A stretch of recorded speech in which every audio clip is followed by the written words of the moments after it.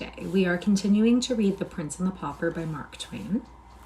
And we are pretty much just going to get into it. Ace is here, so he may make an appearance. Oh, you can't see him. So just kidding. But yeah, let's get into it. And I also just lost the spot that we were going to read to today. So we're just gonna wing it. That seems like too much. Okay, let's get into it. Starting with chapter 23, The Prince a Prisoner. Hendon forced back a smile and bent down and whispered in the king's ear, "Softly, softly, my prince, wag thy tongue warily. Nay, suffer it not to wag at all. Trust in me, all shall go well in the end." Then he added to himself, "Sir Miles, bless me, I had totally forgot I was a knight. Lord, how marvellous a thing it is, the grip his memory doth take upon his quaint and crazy fancies." Hi, I'm so glad you're here. Thank you for joining. "An empty and foolish title is mine, and yet it is something to have deserved it. For I think it is more honour to be held worthy to be a spectre knight in his kingdom of dreams and shadows, than to be held base enough to be an earl in some of the real kingdoms of the world." The crowd fell apart to admit a constable, who approached and was about to lay his hand upon the king's shoulder when Hendon said, "Gently, good friend, withhold your hand. He shall go peaceably. I am responsible for that. Lead on, we will follow." The officer led with the woman and her bundle. Miles and the king followed her, with the crowd at their heels. The king was inclined to rebel, but Hendon said to him in a low voice, "Reflect, sire. Your laws are the wholesome breath of your own royalty. Shall their source resist them, yet require the branches to respect them? Apparently, one of these laws has been broken. When the king is on his throne again, can it ever grieve him to remember that when he was seemingly a private person, he loyally sank the king and the citizen as submitted to its authority? Thou art right. Say no more. Thou shalt see that whosoever the King of England requires a subject to suffer under the law, he will himself suffer while he holdeth the station of a subject." While the woman was called upon to testify before the justice of the peace, she swore that the small prisoner at the bar was the person who had committed the theft. There was none able to show the contrary, so the king stood convicted. The bundle was now unrolled, and when the contents proved to be a plump little dressed pig, the judge looked troubled, whilst Hendon turned pale, and his body was thrilled with an electric shiver of dismay. But the king remained unmoved, protected by his ignorance. The judge mediated, during an ominous pause, then turned to the woman with the question, "What dost thou hold this property to be worth?" The woman curtsied and replied, 3 shillings and 8 pence, your worship. I could not abate a penny and set forth the value honestly." The judge glanced around uncomfortably upon the crowd, then nodded to the constable and said, "Clear the court and close the doors." It was done. None remained but the 2 officials, the accused, the accuser, and Miles Hendon. The latter was rigid and colourless, and on his forehead big drops of cold sweat gathered, broke and blended together, and trickled down his face. The judge turned to the woman and said, in a compassionate voice, "'Tis a poor ignorant lad, and mayhap was driven hard by hunger, for these be grievous times for the unfortunate. Mark you, he hath not an evil face, but when hunger driveth. Good woman, dost know that when one steals a thing above the value of 13 pence a penny, the law saith he shall hang for it?" The little king started, wide eyes with consternation, but controlled himself and held his peace. But not so the woman. She sprang to her feet, shaking with fright, and cried out, "Oh, good lack, what have I done? God a mercy, I would not hang the poor thing for the whole world. Oh, save me from this, your worship. What shall I do? What can I do?" The justice maintained his judicial composure and simply said, "Doubtless it is allowable to revise the value, since it is not yet writ upon the record." "Then in God's name call the pig 8 pence, and heaven bless the day that freed my conscience of this awesome thing." Miles Hendon forgot all decorum in his delight, and surprised the king and wounded his dignity by throwing his arms around him and hugging him. The woman made her grateful adieu and started away with her pig, and when the constable opened the door for her, he followed her out into the narrow hall. The justice proceeded to write in his record book. Hendon, always alert, thought he would like to know why the officer followed the woman out, so he slipped softly into the dusky hall and listened.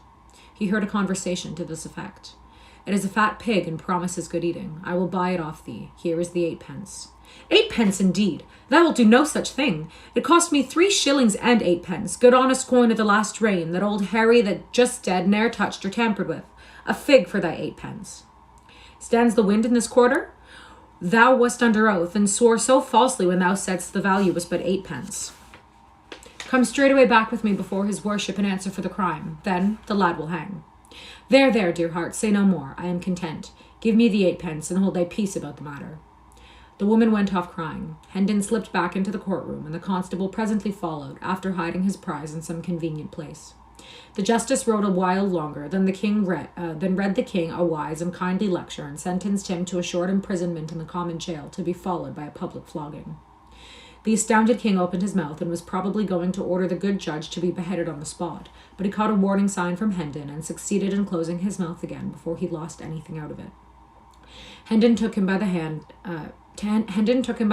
now, made reverence to the justice, and the two departed in the wake of the constable toward the jail. The moment the street was reached, the inflamed monarch halted, snatched away his hand, and exclaimed, "Idiot! Dost imagine I will enter a common jail alive?"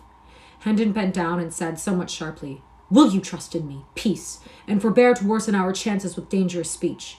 What God wills will happen. Thou canst not hurry it, thou canst not alter it. Therefore wait and be patient. 'Twill be time enow to rail or rejoice when what is to happen has happened." Chapter 24.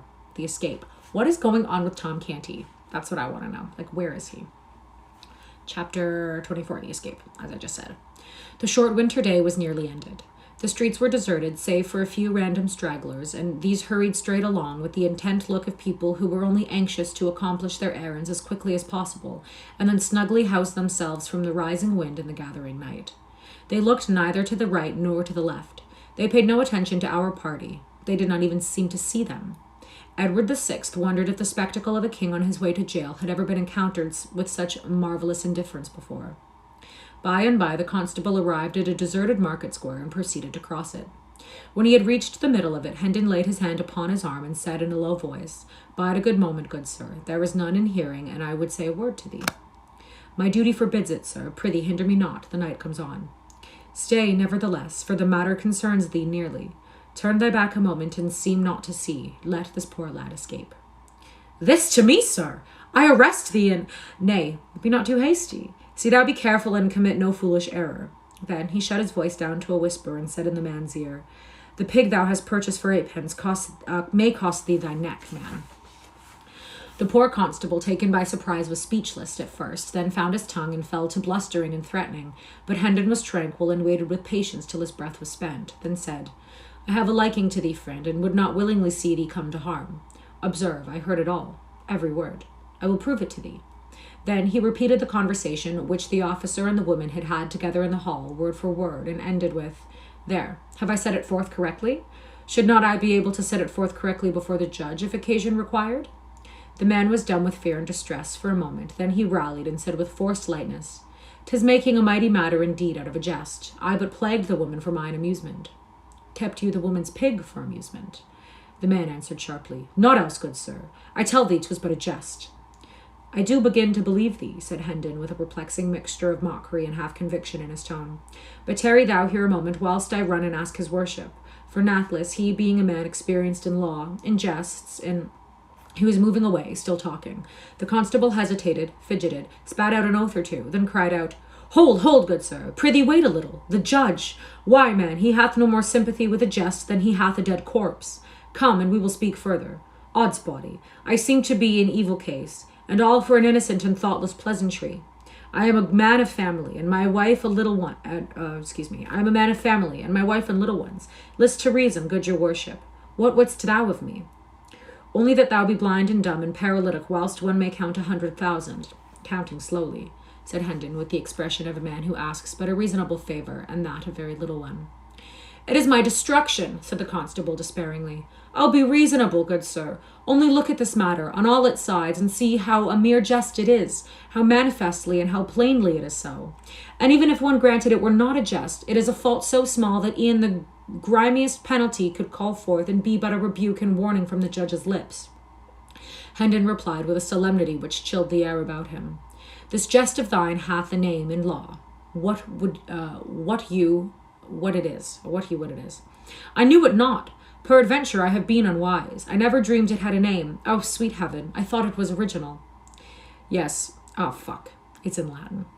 Yes, it hath a name. In the law this crime is called non compos mentis lex talionis sic transit gloria mundi." "Oh, my God!" "And the penalty is death." "God be merciful to me, a sinner." By advantage taken of one in fault, in dire peril and at thy mercy, thou hast seized goods worth above 13 pence a penny, paying but a trifle for the same. And this, in the eye of the law, is constructive barratry, misprison of treatment, malfeasance in office, ad hominem expurgatus in statu quo, and the penalty is death by the halter without ransom, commutation, or benefit of clergy.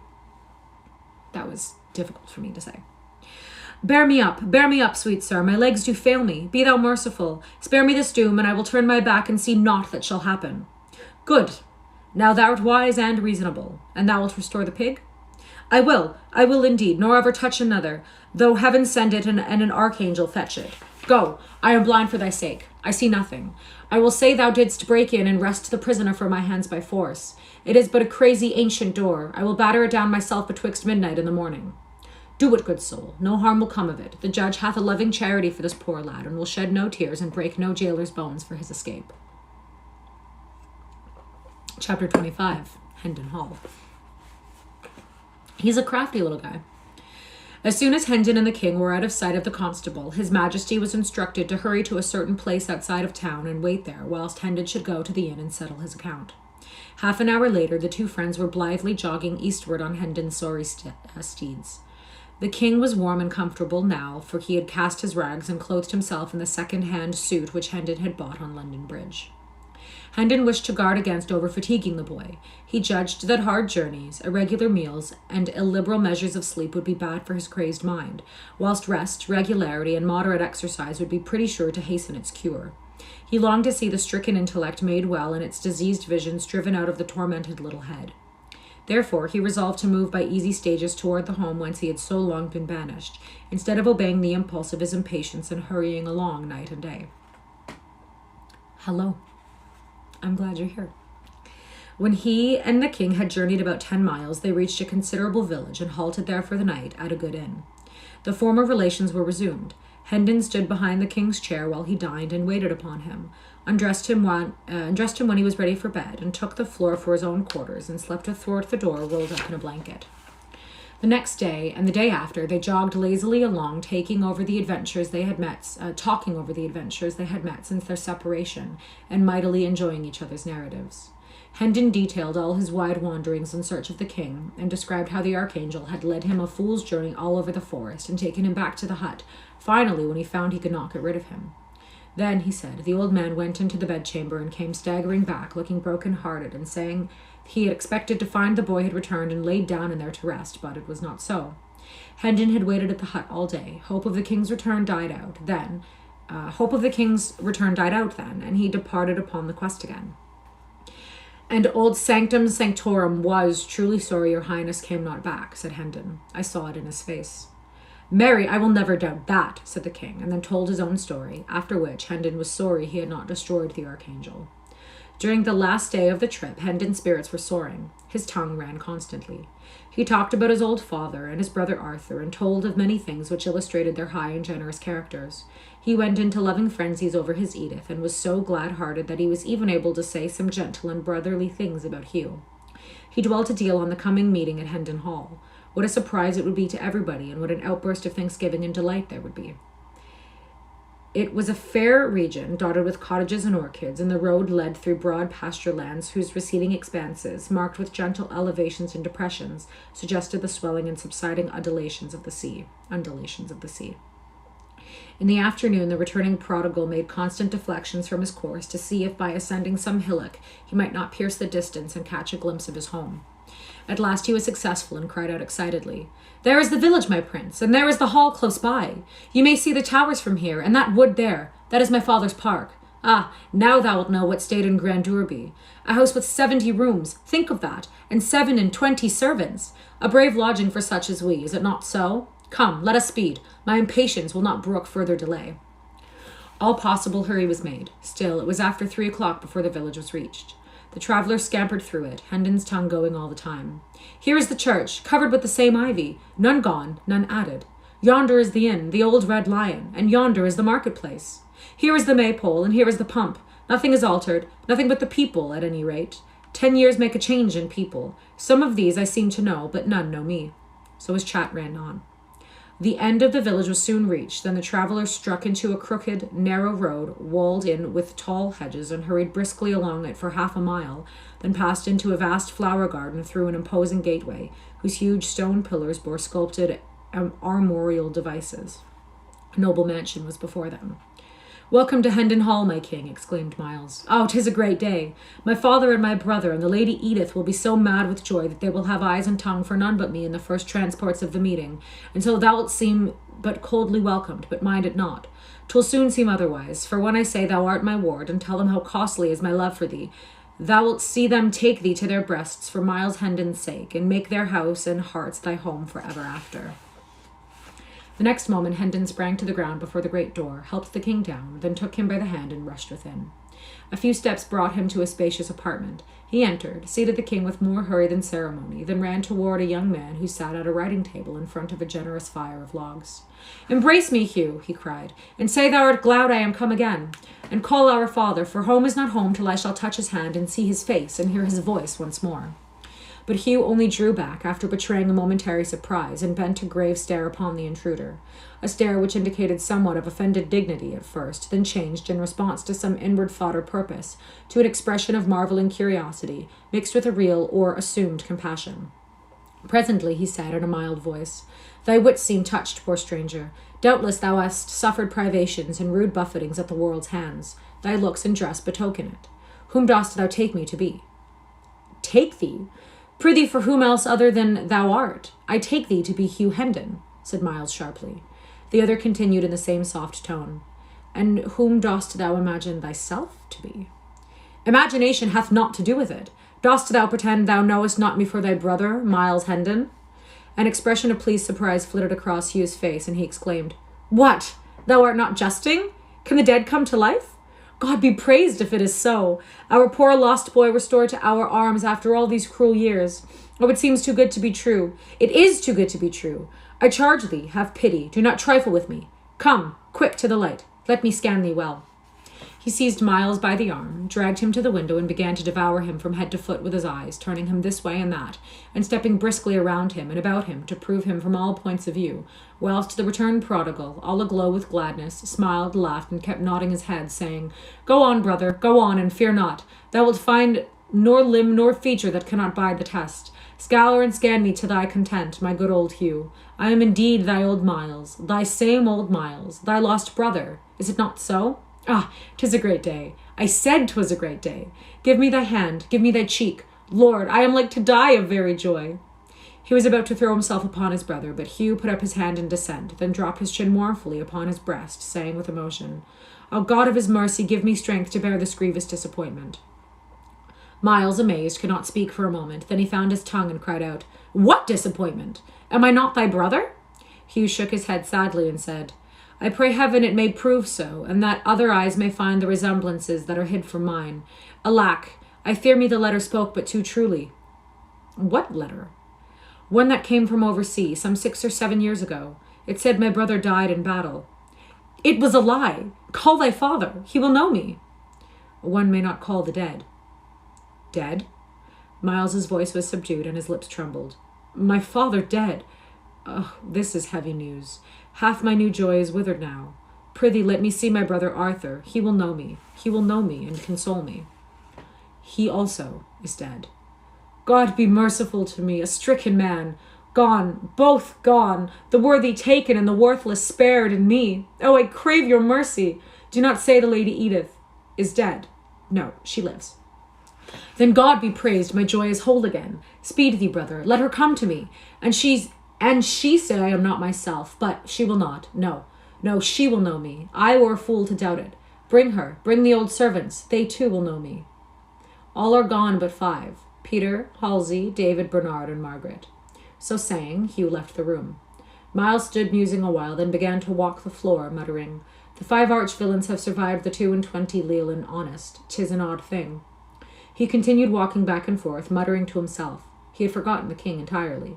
By and by his Majesty said gravely, and with a touch of genuine compassion, though the words themselves were capable of being interpreted ironically, "Mind not thy mischance, good man. There be others in the world whose identity is denied and whose claims are derided.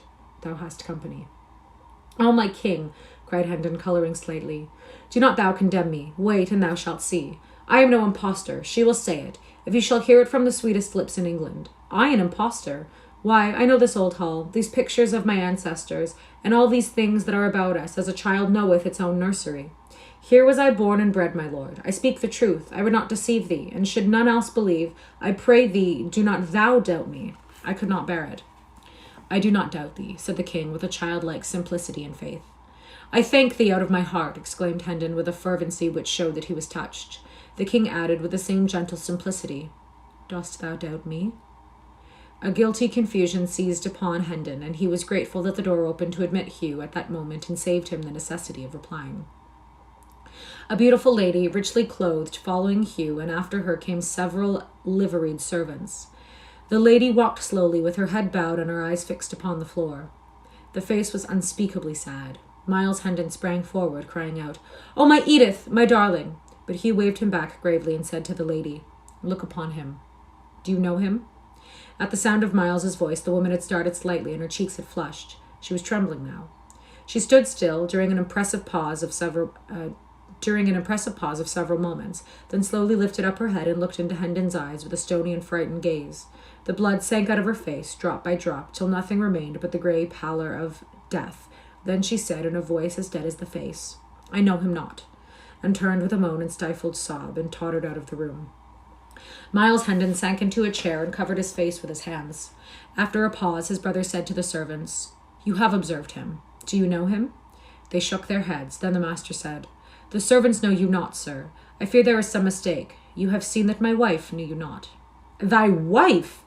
In an instant he was pinned to the wall, with an iron grip about his throat. "O thou fox-hearted slave, I see it all.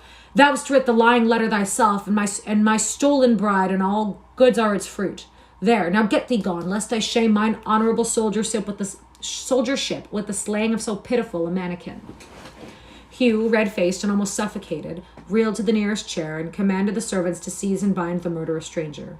They hesitated, and one of them said, "He is armed, Sir Hugh, and we are weaponless." "Armed? What of it, and ye so many? Upon him, I say." But Miles warned them to be careful what they did, and added, "Ye know me of old. I have not changed. Come on, and it like you." This reminder did not hearten the servants much. They still held back.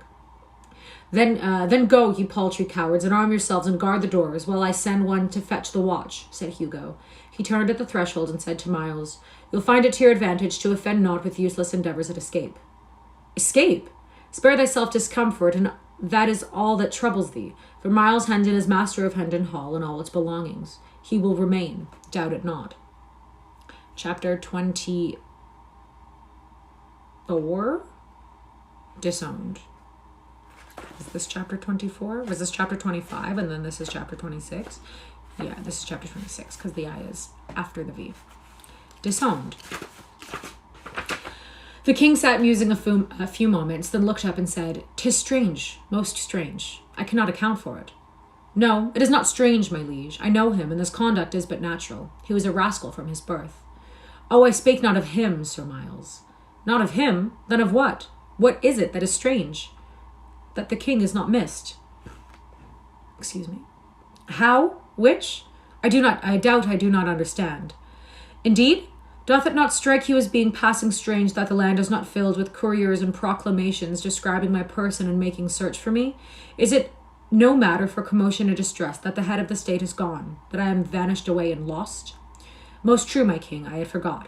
Then Hendon sighed and muttered to himself, "Poor ruined mind, still busy with its pathetic dream.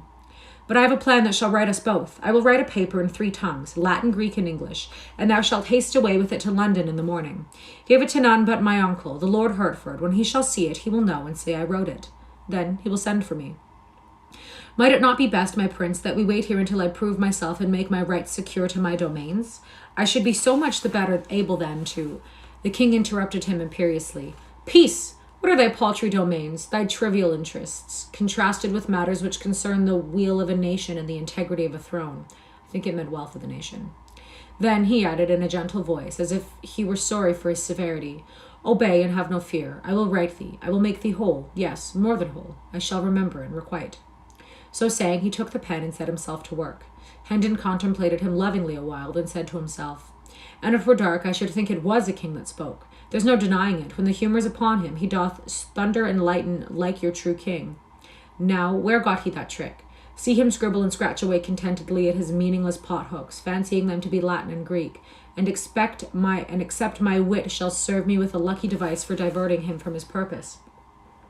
I shall be forced to pretend to post away tomorrow on this wild errand he hath invented for me. The next moment Sir Miles's thoughts had gone back to the recent episode. So absorbed was he in his musings that when the king presently handed him the paper which he had been writing, he received it and pocketed it without being conscious of the act. How marvellous strange she acted, he muttered. I think she knew me, and I think she did not know me. These opinions do conflict, I perceive it plainly. I cannot reconcile them, neither can I, by argument, dismiss either of the two, or even persuade one to outweigh the other. The matter standeth simply thus. She must have known my face, my figure, my voice, for how could it be otherwise? Yet she said she knew me not, and that is proof perfect, for she cannot lie. But stop, I think I begin to see. Peradventure he hath influenced her, commanded her, compelled her to lie. That is the solution. The riddle is unriddled. She seemed dead with fear. Yes, she was under his compulsion. I will seek her. I will find her. Now that he is away, she will speak her true mind. She will remember the old times when we were little playfellows together, and this will soften her heart, and she will no more betray me, and will confess me. But there is no treacherous blood in her. No, she was always honest and true.